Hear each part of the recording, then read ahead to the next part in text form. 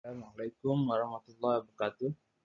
Bersama lagi dengan Cikgu Muhammad Fadli dalam subjek Bahasa Melayu. Jom belajar bersama. Jangan lupa untuk subscribe. Okey, hari ini kita akan belajar unit 19 iaitu pertanian sumber pendapatan. Tajuk dia perkongsian bijak.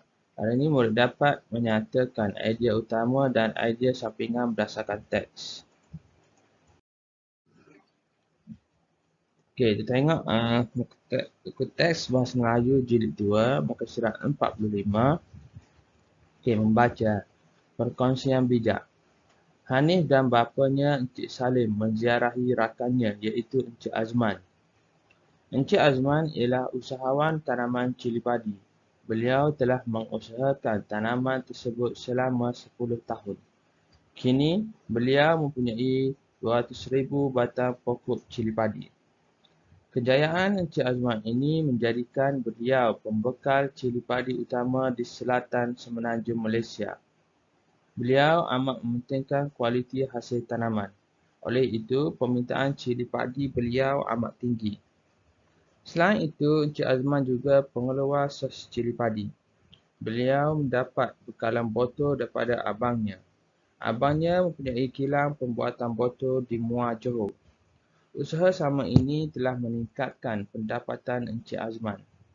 Beliau mendapat harga murah untuk kos botol sos.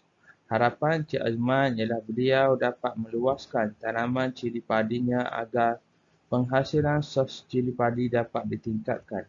Okey, ini perenggan yang pertama, idea utama dia, usahawan tanaman cili padi.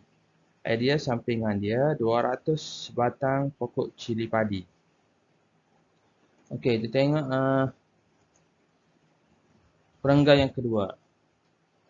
Okey, mana isi utama dia ialah pembekal cili padi utama. Okey. Jadi idea sampingan dia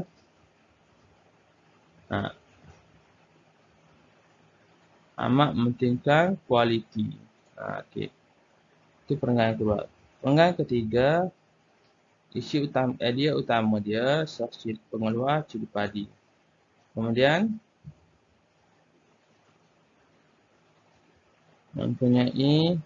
abangnya mempunyai kilang pembuatan botol.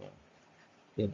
Ini perenggan yang terakhir, mendapatkan pendapatan Encik Azman, meningkatkan pendapatan Encik Azman. Okay. Jadi kita ada isi idea utama dan idea sampingan. Okay. Kita tengok seterusnya. Okay. Tengok buku teks, buku aktiviti. Baca dan lengkapkan idea buah belinjau. Buku aktiviti Bahasa Melayu jilid 2, muka surat 48. Okey. Baca dan lengkapkan idea utama dan idea sampingan berdasarkan teks. Buah belinjau. Pokok belinjau banyak kegunaan kepada manusia. Buah, daun dan pucuknya dapat menjadi sumber pendapatan kepada petani.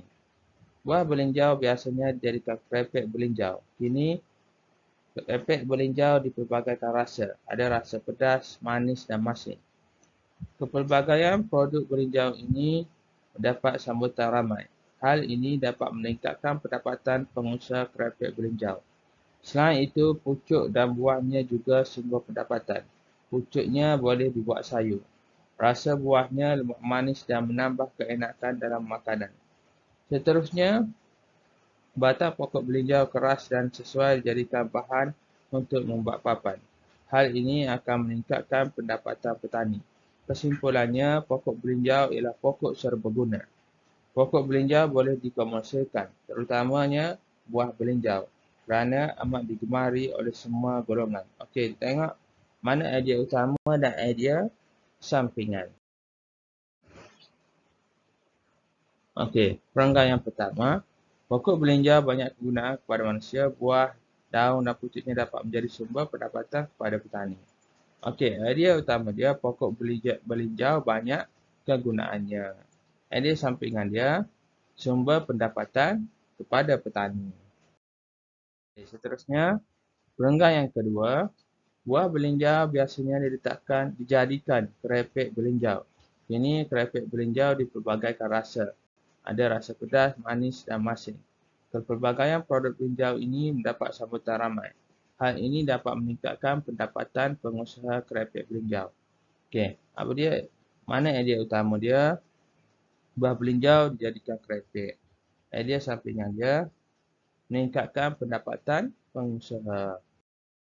Okey, perangkat yang ketiga, selain itu pucuk dan buahnya juga sumber pendapatan. Pucuknya boleh dibuat sayur, rasa buahnya lemak manis dan menambahkan keenakan dalam makanan. Mana idea utama dia? Pucuknya boleh dibuat sayur. Idea sampingan dia menambahkan keenakan dalam makanan. Okey, perangkat yang seterusnya. Batang pokok belinjau keras dan sesuai dijadikan bahan untuk membuat papan. Hal ini akan meningkatkan pendapatan petani. Mana idea utama dia?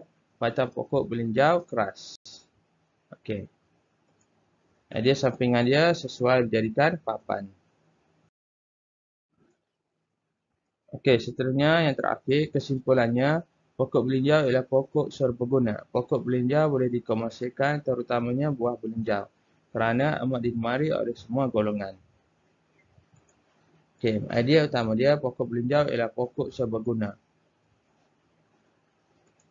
Idea sampingan dia boleh dikomersialkan terutamanya buah belinjau.